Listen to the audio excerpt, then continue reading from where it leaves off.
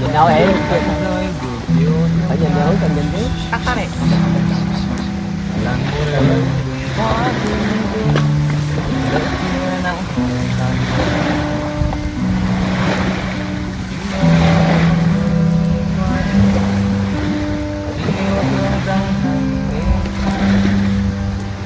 Cho ta nhìn ngắm từ đáy đôi mắt rất trong, bàn tay em là cánh sen ướt trong vùng nước mái tóc, nụ thanh xuân còn ấp nếp xinh áo lụa thơm ngon.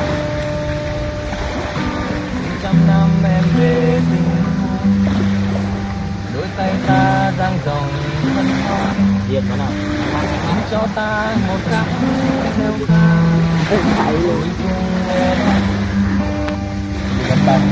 vì biết đâu có đôi lúc em xa lời, biết đâu có đôi lúc con tim ngày biết đâu có đôi lúc ta quên chờ đợi để bên nhau quên một chiếc biết đâu sớm mai nắng em thơ